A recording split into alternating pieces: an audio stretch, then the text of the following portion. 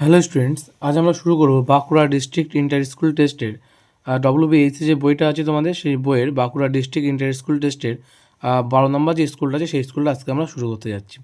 প্রথম কোশ্চেন কী বলছে, বিভাগ কয়ের প্রথম কোশ্চেন এমসিকিউতে কী বলছে যে বায়োফুয়েলের মূল উপাদান কী? বায়োফুয়েলের মূল উপাদানটা হচ্ছে ইথানল। কী হবে উত্তর? ইথানল। ঠিক আছে, নেক্সট কোশ্চেন কী বলছে দেখো। নেক্সট কোশ্চেন কী বলছে, কোনো আদর্শ গ্যাসের ক্ষেত্রে ভি বনাম 1/p লেখচিত্রের প্রকৃতি কেমন হবে? উত্তর কী হবে? মূল বিন্দুগামী সরলরেখা। বলছে 2 মোল কার্বন ডাইঅক্সাইড উৎপন্ন করতে প্রয়োজনীয় কার্বনের পরিমাণ কত? দেখো, কার্বন প্লাস অক্সিজেন বিক্রিয়া করলে কিন্তু CO2 হয়। এটা বলেছে নর্মাল অবস্থায় এটা 1 মোল, এটা হচ্ছে 12 গ্রাম, তাই তো? এই 2 মোল হলে 24 গ্রাম হবে, তাই তো? বললো যে একটি ধাতব বলয়ের ব্যাস বরাবর, কী বলে, ধাতব বলয়ের ব্যাস বরাবর ওই ধাতুরই একটি দণ্ড যুক্ত অবস্থায় আছে। সংস্থাটি উত্তপ্ত করলে বৃত্তের পরিধি ও ব্যাসের অনুপাত কত হবে? বৃত্তের পরিধি আর ব্যাসের অনুপাত হবে পাই। ঠিক আছে, তারপরে বলেছে কি দেখো, বলেছে এটি অবতল দর্পণকে জলে নিমজ্জিত করলে ফোকাস দৈর্ঘ্য কী হবে? অবতল দর্পণকে যদি জলে নিমজ্জিত করি তাহলে ফোকাস দৈর্ঘ্য কিন্তু একই থাকবে। ঠিক আছে, ফোকাস দৈর্ঘ্য কিন্তু একই থাকবে। তারপর নেক্সট কোশ্চেন কী বলেছে, চোখ উপযোজন ক্ষমতার দ্বারা চক্ষু লেন্সের ফোকাস দৈর্ঘ্য কত হয়? চোখ উপযোজন ক্ষমতার দ্বারা চক্ষু লেন্সের ফোকাস দৈর্ঘ্য হ্রাস বা বৃদ্ধি করে। হচ্ছে 1 ভোল্ট বাই 1 অ্যাম্পিয়ার হলে এটা কত হবে? Volt by ampere. 1 volt by 1 ampere হলে সেটা কিন্তু 1 ওহমের সমান হবে। ঠিক আছে, ভি বাই আই কার সঙ্গে সমান হবে? সেটা কিন্তু আর, V=IR। ঠিক আছে, আর এর সঙ্গে সমান মানে ওহম হবে। বৈদ্যুতিক যন্ত্রের গায়ে স্টার চিহ্ন নির্দেশ করে কি? স্টার চিহ্ন বৈদ্যুতিক বাতির গায়ে স্টার চিহ্ন নির্দেশ করে হচ্ছে এনার্জি রেটিং। স্টার চিহ্ন কী নির্দেশ করে? Energy rating. চুম্বক ক্ষেত্রে সবচেয়ে বিক্ষেপ হয়, আলফা কণার, বিটা কণার, গামা কণার, এই গামা রশ্মির নাকি নিউট্রন কণার? চুম্বক ক্ষেত্রে সবচেয়ে বেশি বিক্ষেপ হয় কিন্তু বিটা কণার। বলছে বিরল মৃত্তিকা মৌলের সংখ্যা কয়টি? বিরল মৃত্তিকা মৌলের সংখ্যা হচ্ছে 14টি। 14টি কিন্তু আমাদের বিরল মৃত্তিকা মৌল আছে। BCl3 যৌগে বি এর সর্বোচ্চ কক্ষে ইলেকট্রনের সংখ্যা কয়টি? BCl3 কক্ষে বি এর সর্বোচ্চ কক্ষে ইলেকট্রনের সংখ্যা হচ্ছে সর্বোচ্চ কক্ষে ইলেকট্রনের সংখ্যা হচ্ছে 6টি হবে। ঠিক আছে, কয়টি হবে? 6টি হবে।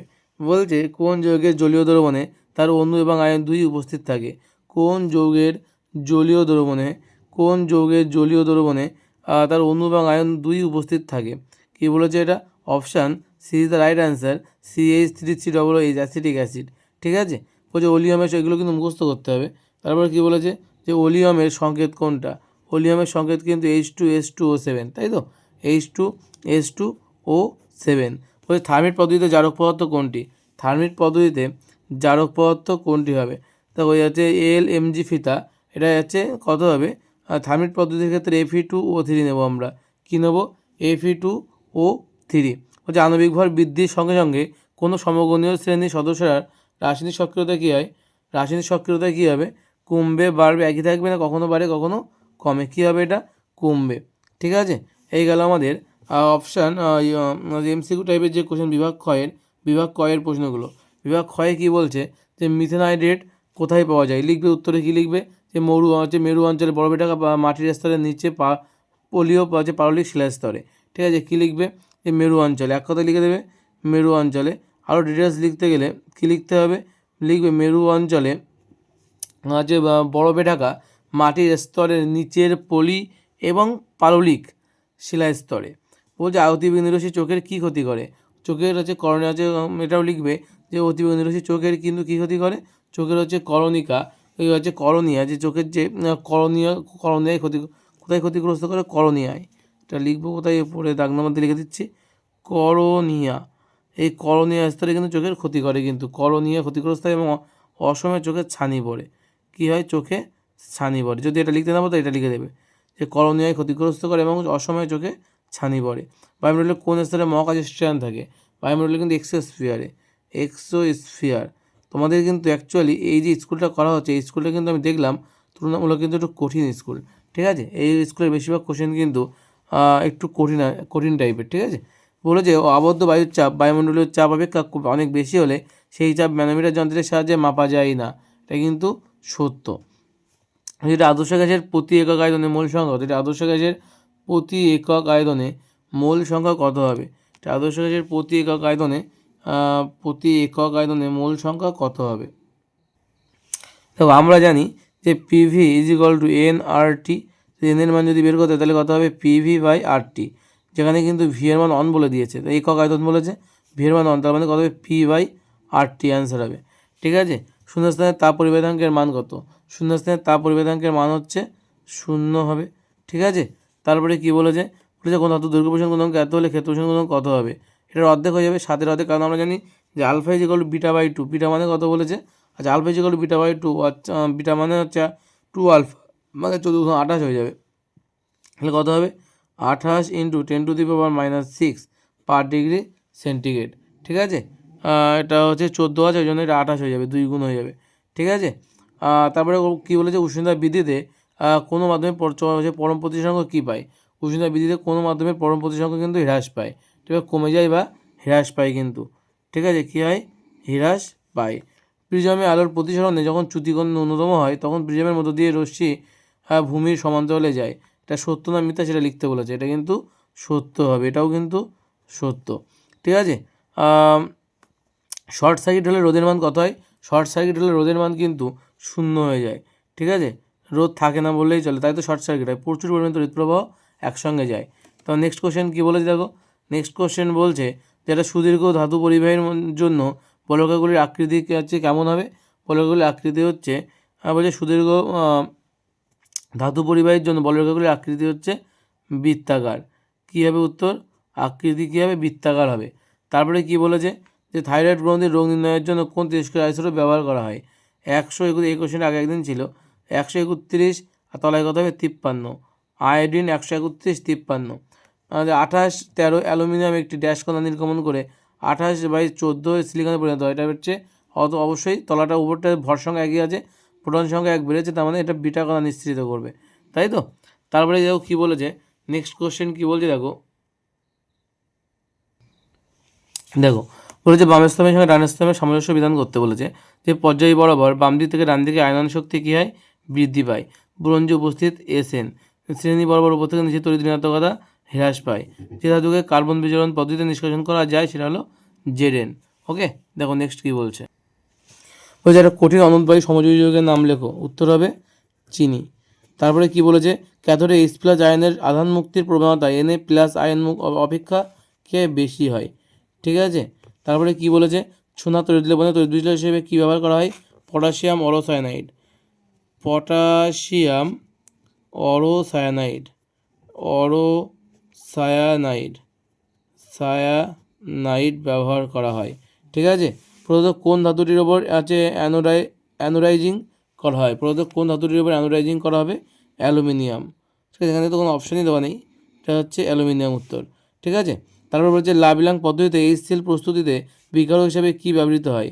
বিকারক হিসাবে আমরা ব্যবহার করি NaCl এবং গাঢ় H2SO4। কী ব্যবহার করা হয়? NaCl এবং গাঢ় H2SO4 ব্যবহার করা হয়। নেসলার বিকারক কী বলছে? বলছে নেসলার বিকারক হচ্ছে ক্ষারীয় পটাশিয়াম মার্কিউরেট আয়োডাইড। ক্ষারীয় পটাশিয়াম মার্কিউরিক আয়োডাইড। নেসলার বিকারক কি? ক্ষারীয় পটাশিয়াম মার্কিউরিক আয়োডাইড। লিখে নাও, ক্ষারীয় পটাশিয়াম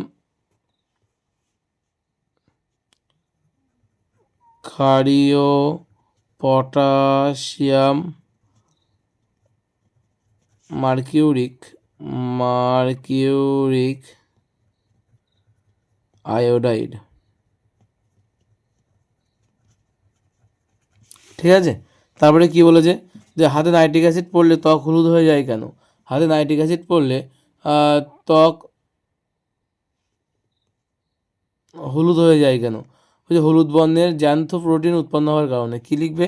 হলুদ বর্ণের জ্যান্থ, আমি এই শুধু এই নামটা লিখে দিচ্ছি, বলছি যা বলে আকার তো নয়থয় ওকার, জ্যান্থ প্রোটিন উৎপন্ন হওয়ার কারণে। কী লিখবে? হলুদ বর্ণের জ্যান্থ প্রোটিন উৎপন্ন হওয়ার কারণে। ঠিক আছে, হাতে নাইট্রিক অ্যাসিড পড়লেও ত্বক হলুদ হয়ে যায়, কারণ হচ্ছে তো হলুদ বর্ণের জ্যান্থ প্রোটিন উৎপন্ন হওয়ার কারণে কিন্তু আমাদের ত্বক হলুদ হয়ে যায়। ঠিক আছে, এখানে কিন্তু আর দুটো কোশ্চেন থাকার কথা, সে দুটো কোশ্চেন কিন্তু 18টা কোশ্চেন থাকে, এখানে 16টা কোশ্চেন আছে। ঠিক আছে, তো নেক্সট কোশ্চেন কী বলছি দেখো, পাওয়ার অ্যালকোহল কি এর উপাদানগুলি লেখো। এই যে পাওয়ার অ্যালকোহল আছে, এখানে সংজ্ঞা দেওয়া আছে, হচ্ছে পাওয়ার অ্যালকোহলের সংজ্ঞাটা এখানে দেখে লিখে নেবে এবং এর উপাদানগুলো কিন্তু তলায় দেওয়া আছে, কী কী আছে, পেট্রোল, ইথানল আর সামান্য পরিমাণে বেনজিন দ্রবক রূপে থাকে এর মধ্যে। ঠিক আছে, চলো নেক্সট কোশ্চেন কী বলছে, বলছে যে ঘরের আয়তন 8 metre into 5 metre into 5 metre, দিনের উষ্ণতা 20°C থেকে বেড়ে 40°C হলে কত শতাংশ বাতাস ঘর থেকে নির্গত হবে, ধরে নাও বায়ুর চাপ স্থির আছে। তো দেখে নাও কী করতে হবে। দেওয়া আছে এবং ঘরের মধ্যে যে বায়ুটুকু আছে তার আয়তন দেওয়া আছে 8 × 5 × 5 মানে 200 মিটার কিউব। এখন বলছে 5টা 40 × 5 4 5 20, হ্যাঁ 200 মিটার কিউব হবে। তাহলে টি1 মান বলেছে 20°C মানে 293 কেলভিন, টি2 বলেছে 40°C মানে 313 কেলভিন। তাহলে বের করতে হবে ভি2 মান। আমাদের হচ্ছে চাপ যেহেতু এসে তাই চার্জের সূত্রে অ্যাপ্লাই করবো। তাহলে V1/T যে টি1 ইজিক্যাল টু V2/T2, বা লিখতে পারি V1/V2 ইজিক্যাল টু T1/T2 লিখতে পারি। সেখান থেকে ভি2 মান বের করতে গেলে V1 × T2 কোনাগুনি গুণ হবে, বাই কিন্তু কী হবে, বাই হচ্ছে টি1 মানগুলো বসালে 213.6 মিটার কিউব হচ্ছে। যে পরিমাণ বাতাস ঘর থেকে নির্গত হয় তার মানটা, তাহলে কী করবো আমরা 213.6, তার থেকে বাদ যাবে 200, তাই তো, তার থেকে বাদ যাবে কিন্তু V1 বাই কত হবে, বাই প্রাথমিক 200 ইন্টু 100% করবো, শতাংশ চেয়েছে, কাটাকাটি করলে কত আসছে 6.8%। ঠিক আছে, ঘর থেকে যে পরিমাণ বাতাস নির্গত হয় শতাংশ কত, 6.8% বাতাস। ঠিক আছে, নেক্সট কোশ্চেন কী বলছে দেখো, নেক্সট কোশ্চেন বলছে সর্বজনীন গ্যাস দুর্ভাগের মাত্রা নির্ণয় করো। সর্বজনীন গ্যাস দুর্ভাগের মাত্রা, দেখো সর্বজনীন গ্যাস দুর্ভাগের মাত্রা হচ্ছে mL²T-2, mL²T-2 mole inverse kelvin inverse, mL²T-2 mole inverse kelvin inverse, এটাই কিন্তু আমাদের আর এর মাত্রা। নেক্সট কোশ্চেন কী বলছি দেখো, নেক্সট কোশ্চেন বলছে সাদা জামাকাপড় কাচার পর নীল হয়ে যায় কেন। দেখে না উত্তরটা কী হবে। সাদা কাপড় নীল হয়ে যাওয়ার যে নীল দেওয়ার কারণ, নীল দেওয়া হয় কেন এটাই প্রশ্ন করেছে। তো এখান থেকে কাপড় কাচার জন্য আমরা যে জল ব্যবহার করি সেই জলে আয়রনের যৌগ পরিমাণে অধিক থাকলে সাদা কাপড় অনেকবার কাচার পর সামান্য হলদে দেখায়। যেহেতু হলুদ এবং নীল পরস্পরের পরিপূরক বর্ণ, তাই কাচার পর যে নীল জলে ডোবালে কাপড় ধবধবে সাদা হয়ে যাবে। ঠিক আছে, এই জন্য কিন্তু আমরা কী করি, কাপড়ে নীল দেই। নেক্সট কোশ্চেন কী বলছে, গৃহস্থলীতে ব্যবহৃত সরঞ্জামগুলিকে সমতল সমবায়ে রাখা হয় কেন। দেখে নাও সমতল সমবায়ে কেন রাখা হয়। এই যে কারণ হচ্ছে এর ফলে এক নম্বর প্রত্যেক বৈদ্যুতিক যন্ত্রের প্রান্ত বিভব প্রভেদ V200 ভোল্ট সমান হবে এবং যন্ত্রগুলি ঠিকমতো কাজ করবে। আর প্রত্যেকটি যন্ত্রকে আলাদা আলাদা সুইচের মাধ্যমে পৃথকভাবে চালানো এবং বন্ধ করা যায়।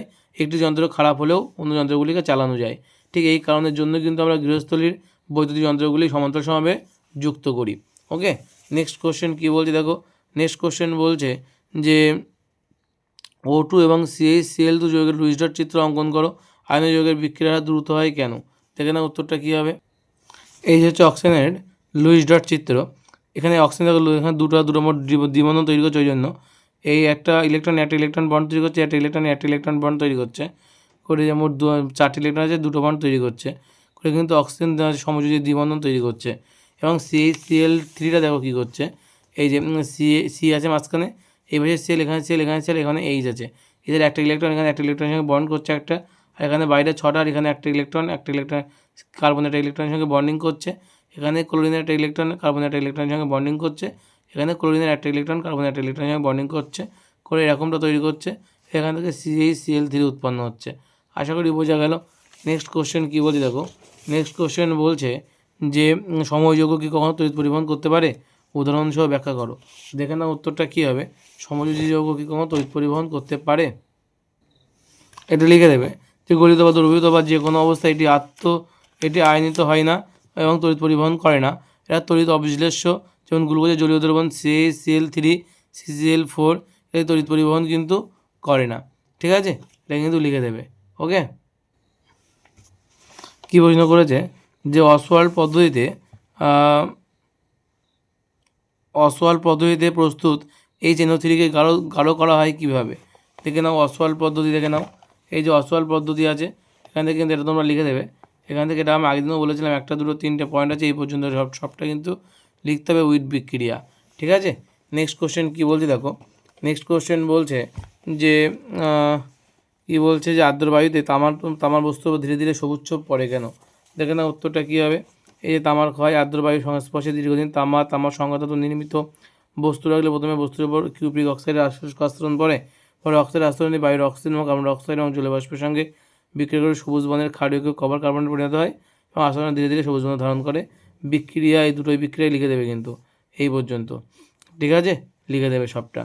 নেক্সট কোশ্চেন কী বলছে দেখো, নেক্সট কোশ্চেন বলছে সাধারণ উষ্ণতায় কীভাবে অ্যাসিডিন গ্যাস প্রস্তুত করবে বিক্রিয়া সহ লেখো। সাধারণ উষ্ণতায় অ্যাসিডিন গ্যাস কীভাবে প্রস্তুত করা যায় দেখে নাও। এই যে ইথিলিন থেকে অ্যাসিডিলিন কার্বন টেট্রাক্লোরাইড নিতে হবে, সেখান থেকে কিন্তু তার সঙ্গে আমাদের কী হতে ব্রোমিনের সঙ্গে ইথিলিনের বিক্রিয়ায় জুট বিক্রিয়া বলা এটাকে। প্রথমে ইথিলিন ডাইব্রোমাইড তৈরি হবে, তারপর ইথিলিন ডাইব্রোমাইডকে অ্যালকোহলীয় KOH দ্রবণে মেশালে 2 অণু HBl অপসারিত হয়ে গিয়ে অ্যাসিডিন উৎপন্ন করে কিন্তু এই যে অ্যাসিডিন উৎপন্ন করছে, ঠিক আছে। এইটা কিন্তু তোমার বিক্রিয়া সহ কিন্তু সবটা লিখতে হবে। ওকে, নেক্সট কোশ্চেন কী বলছে দেখো, নেক্সট কোশ্চেন কী বলছে ইথিলিনের পলিমারাইজেশন বিক্রিয়াটি দেখাও। ইথিলিনের পলিমারাইজেশন বিক্রিয়াটা দেখাতে বলছে, দেখে নাও উত্তরটা কী হবে।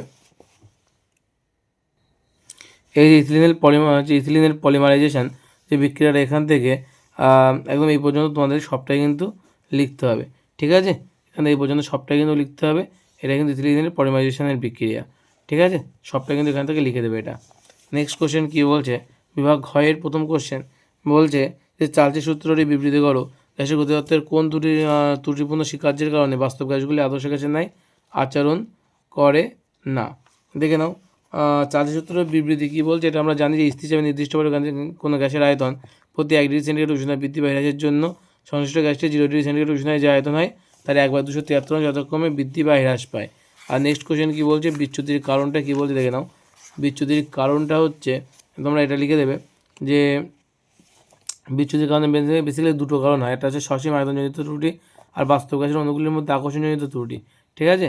তো তোমাদের শুধু কারণ দুটোর নাম দুটো লিখলেই হয়ে যাবে, মানে ব্যাখ্যা করার দরকার নেই, কারণ আমার 1 নম্বর দিয়েছে। যদি নাম্বার বেশি থাকে তখন কিন্তু এই দুটোর ব্যাখ্যা করতে হবে, ঠিক আছে। যদি 3 নম্বরের কোশ্চেন আছে এই দুটোর ব্যাখ্যা করে দেবে, ঠিক আছে। তো নেক্সট কোশ্চেন কী বলছে, বলছে বাষ্পমাত্রার একক কী। অ্যাকচুয়ালি বাষ্পমাত্রার কিন্তু একক নেই, তোমরা দেখে নাও উত্তরটা।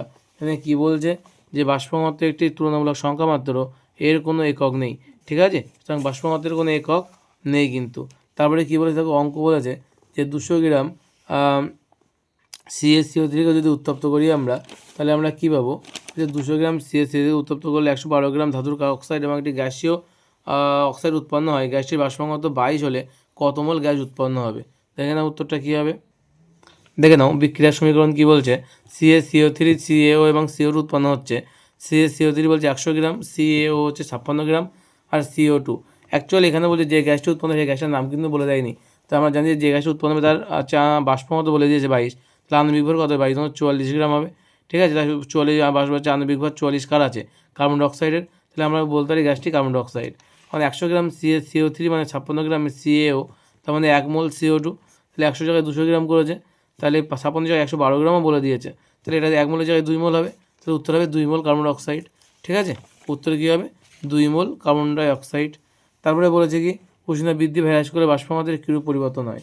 সেখানে উত্তরটা কিন্তু ওখানেই আছে যে বাষ্পমাত্রার কোনো রকম পরিবর্তন হয় না। দেখো এখানে স্পষ্ট লেখা আছে যে নির্দিষ্ট গ্যাসের ক্ষেত্রে বাষ্পমাত্রা নির্দিষ্ট কোনো গ্যাসের বাষ্পমাত্রা চাপ আর উষ্ণতার উপর নির্ভর করে না, চাপ আর উষ্ণতার উপর কিন্তু নির্ভর করে না। তাই উষ্ণতা হ্রাস বা বৃদ্ধি করলে বাষ্পমাত্রার কোনো পরিবর্তন ঘটবে না। তারপরে কী বলেছে 36 গ্রাম ম্যাগনেসিয়ামের সঙ্গে কী বলেছে দেখো, যে 36 গ্রাম ম্যাগনেসিয়ামের সঙ্গে অতিরিক্ত লঘু HCl এর বিক্রিয়ায় কত গ্রাম ম্যাগনেসিয়াম ক্লোরাইড উৎপন্ন হবে। এটা কিন্তু আমাদের করে দেখাতে হবে এখানে যে কত গ্রাম ম্যাগনেসিয়াম ক্লোরাইড উৎপন্ন হবে। দেখে না উত্তরটা কী হবে। এই যে আছে বিক্রিয়ার সমীকরণ Mg + 2HCl, MgCl2 + H2 বিক্রিয়া করছে। Mg 24 গ্রাম, MgCl2 95 গ্রাম, H2 2 গ্রাম। আমাদের 24 গ্রাম Mg মানে 95 গ্রাম MgCl2 আর 2 গ্রাম H2। আমাদের এখানে দুটোই বের করতে হবে। MgCl2 এর পরিমাণও বের করতে বলেছে যে 36 গ্রামের জন্য, আর হাইড্রোজেনের পরিমাণটাও বের করতে বলেছে 36 গ্রামের জন্য। তাহলে আমরা ডবল করবো। প্রথমে 1 গ্রাম এবং 36 গ্রামের জন্য করবো Mgর মান, সেখান থেকে কত আসবে, এর মান আসবে যে 142.5 গ্রাম MgCl2। আবার দেখো 24 গ্রাম Mg মানে কিন্তু 2 গ্রাম H2, সেটাই লিখলাম যে 24 গ্রাম Mg মানে 2 গ্রাম H2, তাহলে 36 গ্রাম Mg মানে 2/24 × 36 কাটাকাটি করলে দেখা যাচ্ছে 3 গ্রাম H2 পাচ্ছি আমরা, ঠিক আছে। এটাই কিন্তু আমাদের অ্যান্সার হবে। দুটোই উত্তর চেয়েছে, দুটো উত্তরই কিন্তু বের করে দিলাম। তারপরে বলে দিয়েছিল যে কত গ্রাম ম্যাগনেসিয়াম ক্লোরাইড এবং হাইড্রোজেন গ্যাস উৎপন্ন হবে। তারপরে কী বলেছে, তরলের আপাত প্রসারণ গুণাঙ্কের মাত্রা সংকেত কী হবে। তরলের আপাত প্রসারণ গুণাঙ্কের মাত্রা সংকেতটা কী হবে দেখে নাও। তরলের আপাত প্রসারণ গুণাঙ্কের মাত্রা বা প্রকৃত প্রসারণ গুণাঙ্ক যেটাই হোক না কেন, তার মাত্রার একক কিন্তু এইগুলো, আর মাত্রা কিন্তু দেওয়া আছে থিটা ইনভার্স। মাত্রা রেখে তাহলে থিটা ইনভার্স, এটাই কিন্তু হচ্ছে আবদ্ধ প্রসারণ গুণাঙ্কের মাত্রীয় সংকেত।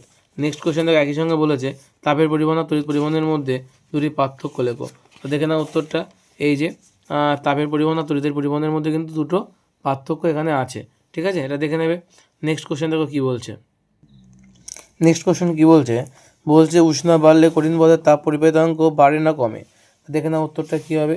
কঠিন পদার্থের তাপ পরিবেদাঙ্ক বাড়বে না কমবে।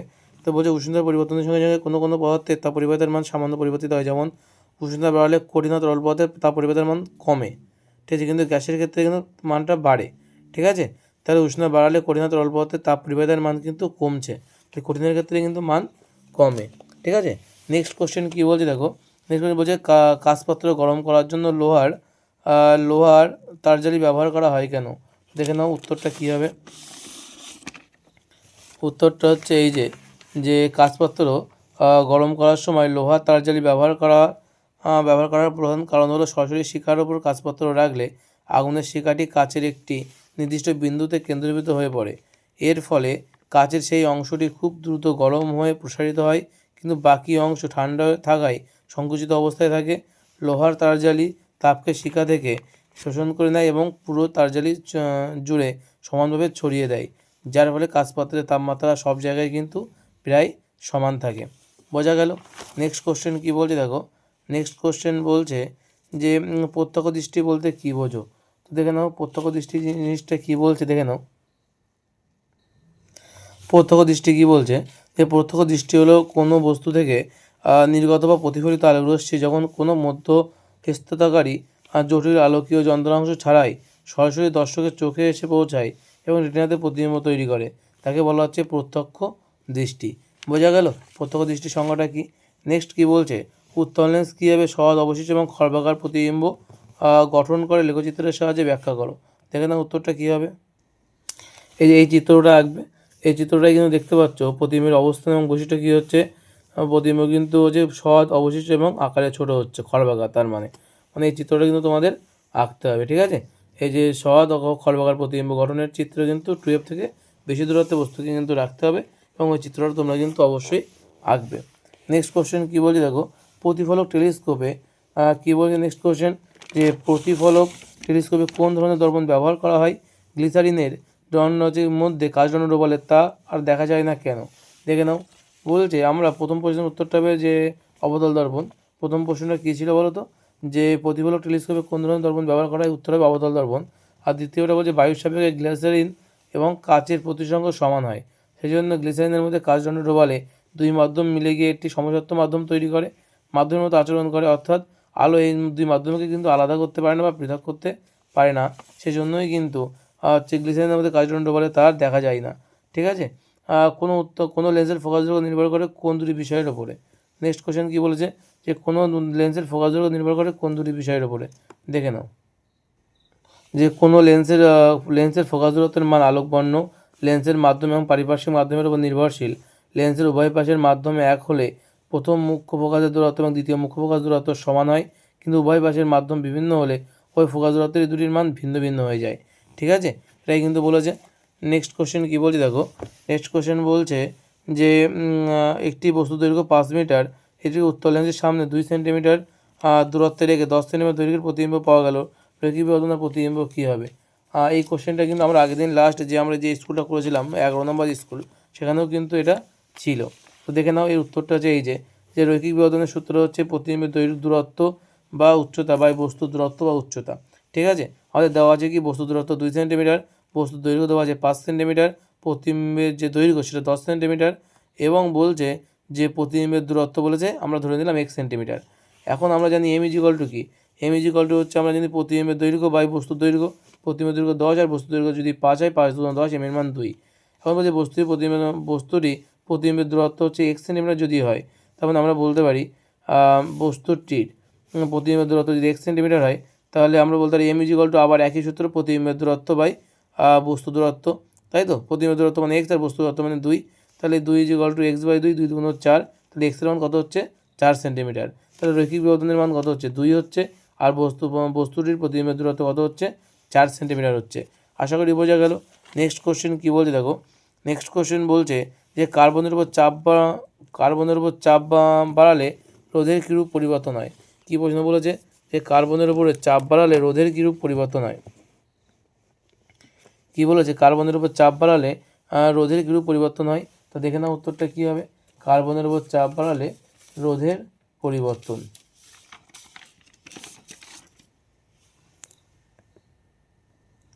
কী বলছে কার্বনের উপর চাপ বাড়ালে তার রোধের যে রোধ কমে যায়।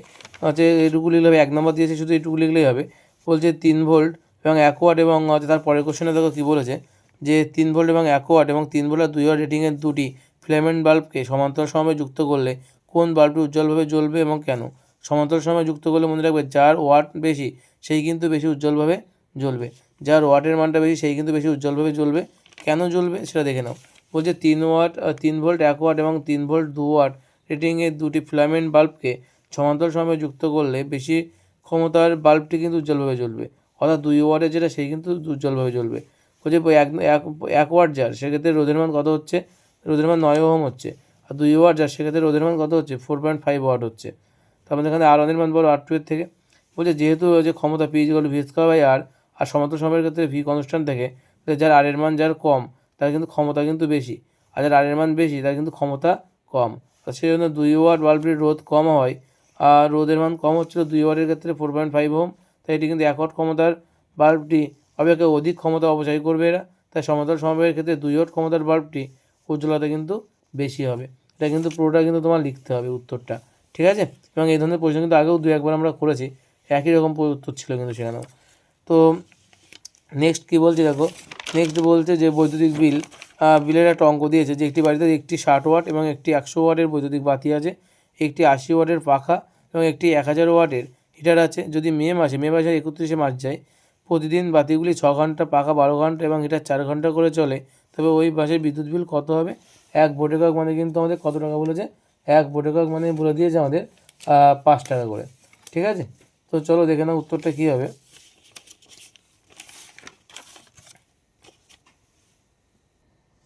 তাহলে প্রথমে মোট তড়িৎ ক্ষমতা বের করে নেবে, যে 1 × 60 ওয়াট প্লাস 2 × 100 ওয়াট × 6, 1 × 80 ওয়াট × 12 আর 1 × 1000 ওয়াট × 4, কিন্তু তার সঙ্গে 31 দিনে 1 মাস যায়, তাই এটা গুণ করে দিলাম। দিলে এই পুরো ক্যালকুলেশন করলে আমরা যেটা পাবো 202.12 ভোল্ট পাবো। এবার আছে 1 ভোল্ট মানে কত বলেছে 5 টাকা, তাহলে এটার সঙ্গে 5 গুণ করে দিলে আছে 1010 টাকা 50 পয়সা, এত টাকা কিন্তু আমাদের বিদ্যুৎ বিল আসবে, ঠিক আছে। আশা করি তোমরা বুঝতে পেরেছো। নেক্সট কোশ্চেন কী বলছি দেখো, নেক্সট কোশ্চেনে এই পাশে বলছে ফ্লেমিংয়ের বামস্থ নিয়মটি লেখো। ফ্লেমিংয়ের বামস্থ নিয়ম আশা করি তোমরা সবাই জানো, তবুও বলে দিচ্ছি। ফ্লেমিংয়ের বামস্থ নিয়মটা দেখে নাও। এই যে হচ্ছে ফ্লেমিংয়ের বামস্থ নিয়ম, এটা কিন্তু তোমরা লিখবে, এই চিত্রটা এঁকে এটা কিন্তু অবশ্যই লিখবে। নেক্সট কোশ্চেন কী বলছে দেখো, বলছে তড়িৎচালক বল এবং আর অভ্যন্তরীণ নির্দিষ্ট একটি তড়িৎ কোষকে 12 ওহম রোধের সঙ্গে যুক্ত করলে বর্তনীতে 0.5 অ্যাম্পিয়ার তড়িৎ প্রবাহিত হয়। 25 ওহম রোধের সঙ্গে যুক্ত করলে 0.25 অ্যাম্পিয়ার প্রবাহ মাত্রা পাওয়া যায়। এবং আর এর মান নির্ণয় করতে বলেছে। তা আমরা জানি কি, আমরা জানি যে capital E I × small R plus capital R, তাই তো। সেখান থেকে প্রথম ক্ষেত্রে এর মান বের করছি 0.5 বলা আছে, আর এর মান বলা আছে 12, স্মল আর এর মান বলা নেই। দ্বিতীয় ক্ষেত্রে = 0.25 বলা আছে আমার এর মান, এবং আর এর মান বলা আছে 25 ওহম। এখান থেকে আমার দুটো যেহেতু আছে তাই এই দুটোকে সমান করতে পারি, সমান করলে কিন্তু আমরা স্মল আর এর মানটা ক্যালকুলেশন করলে কত পাচ্ছি 1 ওহম পাচ্ছি। কত পাচ্ছি আমরা স্মল আর এর মান ক্যালকুলেশন করবো, এই দুটো ইকুয়েশনকে সমান করে দেবে, সমান করে দিলে কিন্তু তোমরা এখান থেকে স্মল আর এর মানটা বের করতে পারবে, যার মান হবে 1 ওহম। তাহলে আমরা বলতে 1 নম্বর থেকে কত হবে 0.5, যে কোনো একটা সমীকরণে স্মল আর এর মানটা বসিয়ে দাও। স্মল আর এর মধ্যে 1 ওহম বেরিয়েছে, তাহলে আমি যদি প্রথম সমীকরণে বসাই তাহলে = 0.5 × 12 + 1 মানে 13, তাহলে 13 × 0.5 মানে 13 অর্ধেক, 13 অর্ধেক কত 6.5, তো 6.5 ওহম কিন্তু আমাদের অ্যান্সার হবে। আশা করি বোঝা গেল। তো নেক্সট কোশ্চেন কী বলছে, কোন ধরনের নিউক্লিয়ার বিক্রিয়ার সূর্য শক্তির উৎস, মনে রাখবে নিউক্লিয় সংযোজনের ক্ষেত্রে, নিউক্লিয় সংযোজনের ক্ষেত্রে, ঠিক আছে। তারপরে কি বলেছে, নিউক্লিয় সংযোজনের পূর্বে, তারপরে কোশ্চেন কী বলেছে যে নিউক্লিয় সংযোজনের পূর্বে নিউক্লিয় বিভাজন ঘটানো হয় কেন। তো দেখে নাও উত্তরটা কী হবে। নিউক্লিয় সংযোজনের পূর্বে নিউক্লিয় সংযোজনের আগে আমাদের নিউক্লিয় বিভাজন ঘটানো হয় কেন।